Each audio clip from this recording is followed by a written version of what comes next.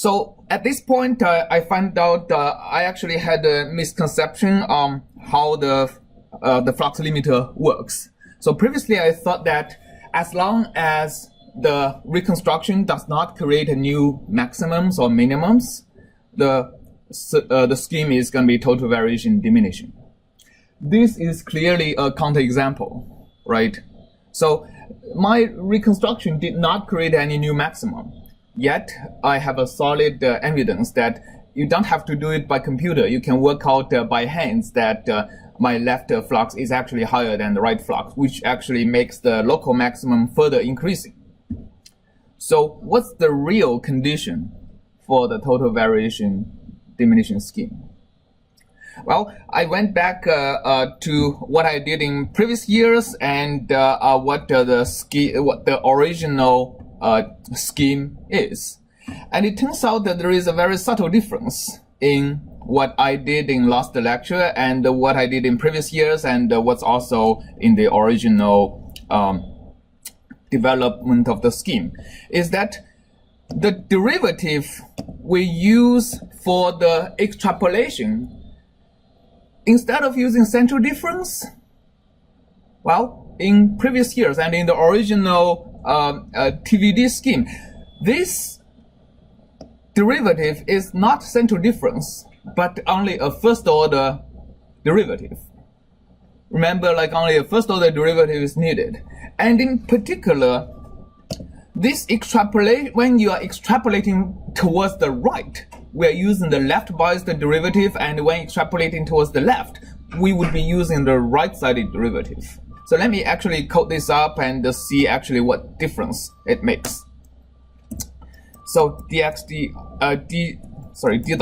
dx right biased would be the right cell value, which I'll copy from here, minus w divided by dx.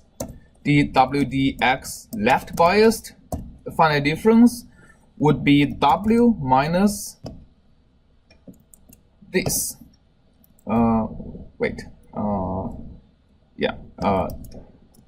Divided by dx. So let's stop the debugging. And when extrapolating towards the right, I would be using the left value. When extrapolating towards the left, I would be using the right value. So this is saying that when I extrapolate from the right, I don't use any information from the right. When I extrapolate towards the left, I don't use any information from the left. So this scheme actually turns out to be TVD. Column 39. Wait, line 10. Oh, I have one additional. Okay, so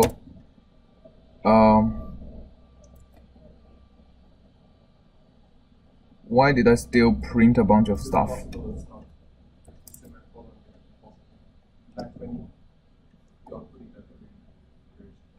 Oh yeah, okay, thank you.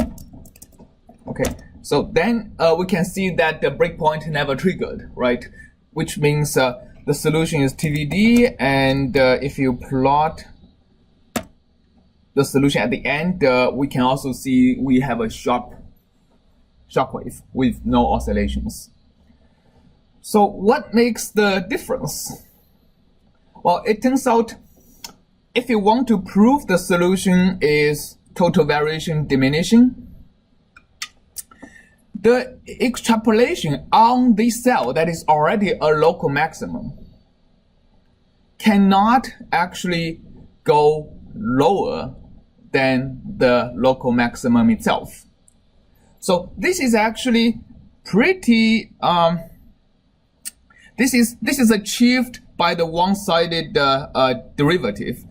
Let me first tell you a little bit why it is not achieved using central difference. So using central difference, what happens is that because the derivative on this cell is based on the left and right cell values, so the derivative we constructed is going to be something like this, right? So it's very unlikely for the derivative to be 0. So if the derivative is positive, actually let me illustrate the exact situation we saw in the breakpoint, is that the value on the right turns out to be lower than the value on the left. And when we are reconstructing the gradient over here, we reconstructed the negative gradient. So on the left side of this cell, on the interface over here, which is interface 25, this reconstructed value is going to be limited, right? It's because we are trying to prevent a new local maximum from forming. So this reconstructed value is going to be corrected to here to prevent a new maximum from forming. So, but on the right side, we actually have a negative gradient. So the reconstructed value here is not going to be not modified by the limiter. And this actually is a situation that would actually make the flux on the right to be lower than the flux on the left. Instead, if we are using the one-sided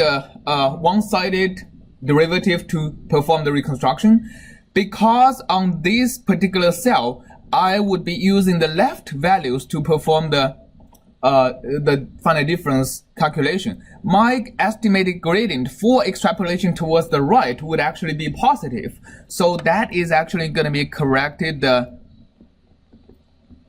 by limiter, right? So because so basically the result is the reconstructed value on the right and the reconstructed value from the left would be both equal to the local maximum.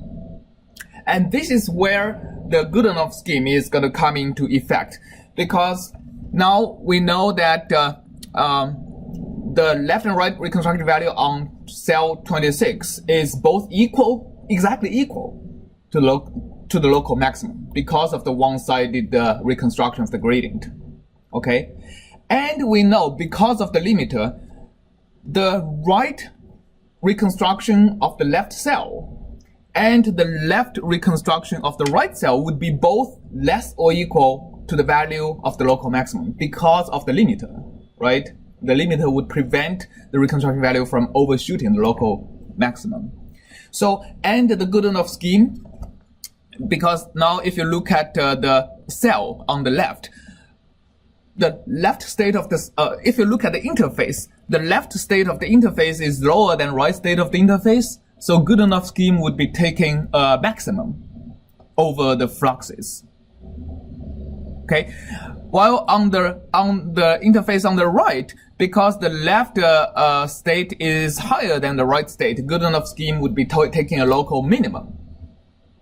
Okay, and the local maximum would always be greater than the local minimum because it always both includes this particular value here. So this is really going into the proof that if you perform the limiter on the reconstructed values, which actually guarantees that you have a zero gradient on the local maximum or local minimum, then you would guarantee a total variation diminishing scheme. All right.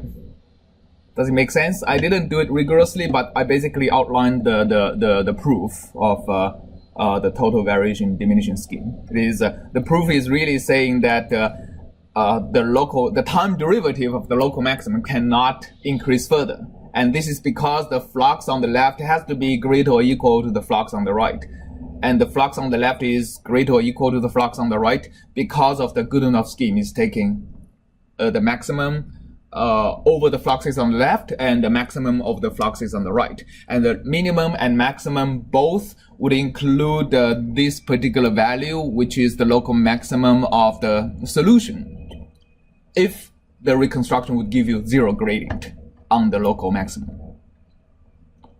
All right. Make sense? All right, so this is basically a correction of what I didn't do correctly on the last lecture. So if we don't have any questions, then we'll go to the system of conservation laws. All right.